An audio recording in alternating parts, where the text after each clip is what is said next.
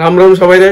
আজকে আমরা একটা টপিক পড়বো নিউটনের গতিসূত্রগুলো। তাহলে ছাগলের গল্পের মাধ্যমে আমরা নিউটনের গতিসূত্রগুলো শিক্ষালাম, যেটা আমরা সবচেয়ে বেশি কনফিউশন থাকে, সবচেয়ে আচ্ছা আমরা শিক্ষার সময় তো শিক্ষালাই কিন্তু ভুললা জায়গা আমরা সবসময় মনে থাকে না। এটা নিউটনের গতিসূত্র হইলো এমন একটা সূত্র, এমন একটা জিনিস যেটা সারা জীবন কাজে লাগবে। তুমি যদি সায়েন্স নিয়ে পড়ো সারা জীবন এটা কাজে লাগবে। সায়েন্স নিয়ে না, তুমি শুধু সারা জীবন নর্মাল জীবন এটা সবসময় কাজে লাগবে।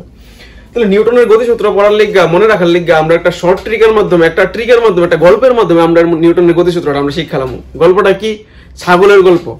একটা ছাগল ডাকছে, তোমরা হয়তো হাসি উঠতে পারো ছাগলটা দীক্ষা। আমরা আর্টটা ভালো না, কিন্তু তারপরে চেষ্টা করছি। আচ্ছা, ছাগলের মাধ্যমে আমরা গতিসূত্র নিউটনের গতিসূত্রগুলো শিখুম। কিভাবে শিখুম? গল্পটা কই। ধরো একটা ছাগল, তুমি ছাগলটা যখন চিরজীবন বাইন্দা রাখবা, ছাগলটা কি চিরজীবন এক জায়গাতে থেকে যাবো? হ্যাঁ বাইন্দা, এখানে খাওয়ান দিলা, এখানেই হ্যাঁ টয়লেট করলো, এখানেই সবকিছু করলো, এখানেই থেকে যাবো গাহে। আর হ্যাঁ যদি তুমি ছাইরা দো, হ্যাঁ কি চারিদিকে ঘুরে বেড়াবো, চিরজীবন চারিদিকে ঘুরে বেড়াবো, যতদিন অব্দি বাঁচে এতদিন এদিকে যাবো সেদিকে যাবো, সব দিকে ঘুরে বেড়াবো। তাহলে এটার লগে আমি নিউটনের গতিসূত্রটা কিভাবে রিলেট করি দেখো। নিউটনের গতিসূত্রটা কিভাবে রিলেট করি দেখো। নিউটনের প্রথম গতিসূত্রটা কি কইছে? যে বাইরে থেকে বাহ্যিক কোনো বল প্রয়োগ না করলে স্থির বস্তু চিরকাল স্থির থাকবে এবং গতিশীল বস্তু চিরকাল গতিশীল থাকবে। তাহলে ছাগলের লগে রিলেট হয়েছে নি ব্যাপারটা? ছাগলটা বাইন্দা রাখলে কি চিরজীবন এক জায়গায় স্থির থাকবো, হ্যাঁ ছেড়া দিলে হ্যাঁ চিরজীবন ঘুরতে থাকবো, চিরজীবন স্থির থাকতো না, গতিশীলই থেকে যাবো গা। ঠিক আছে, আচ্ছা হইলো। তাহলে আমরা এখান থেকে নিউটনের প্রথম গতিসূত্রটা শিক্ষা নিলাম। এবার হচ্ছে নিউটনের দ্বিতীয় গতিসূত্র। নিউটনের দ্বিতীয় গতিসূত্রের মধ্যে এবার হলো সবচেয়ে ইন্টারেস্টিং পার্টটা, তোমরা হাসি উঠবো দেখো।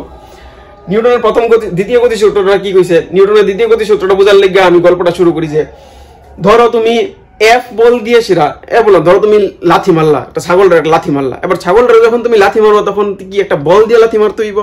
বল ছাড়া কি তুমি লাথি মারতে পারবা? পারতা না। তাহলে একটা বল দিয়ে লাথি মারুম। কি বল দিয়া? এফ একটা বল দিয়ে লাথি মারলাম।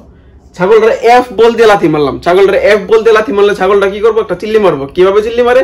মে করে একটা চিল্লি মারে। বুঝা গেছে? তাহলে ছাগলটা যখন মে করে চিল্লি মারে তখন হয়ে গেছে F equals to M A. হয়ে গেছে কি ছাগলটা যখন এফ বল দিয়ে লাথি মারছে, ছাগলটা যখন এফ বল দিয়ে লাথি মারছি তখন হয়ে গেছে কি এফ ইকুয়ালস টু এম এ। যেখানে এম কি ছাগলটার ভর, এ কি ছাগলটার ত্বরণ। ত্বরণ মানে কি? ছাগলটা যখন আমি লাথি মারবো ছাগলটা এক জায়গা থেকে আরেক জায়গায় যাইবো, আরেক জায়গায় গেলে এখানে ত্বরণ সৃষ্টি হইব।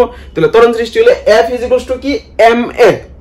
এফ ইকুয়ালস টু কি এম এ। ছাগলটা যখন লাথি মারছে, ছাগল মে করে চিল্লি মারছে, F equals to M A হয়ে গেছে। তাহলে হয়ে গেল নিউটনের দ্বিতীয় গতিসূত্রটা হয়ে গেল।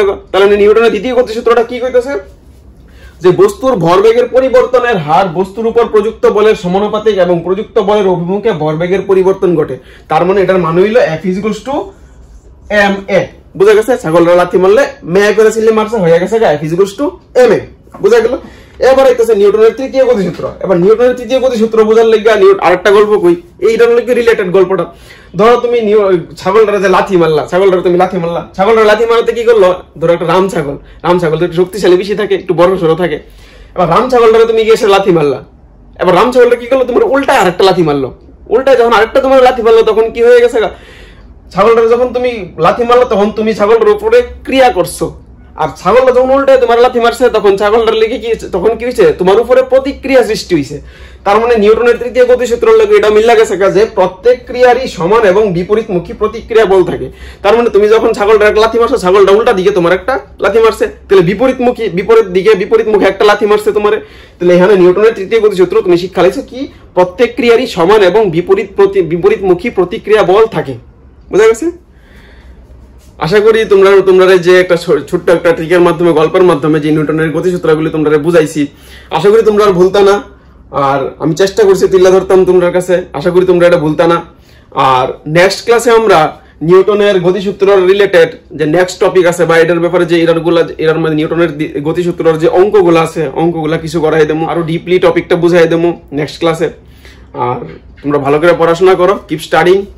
নেক্সট তোমার সামনে তোমাদের পরীক্ষা, ভালো করে পড়াশোনা করো। Thank you.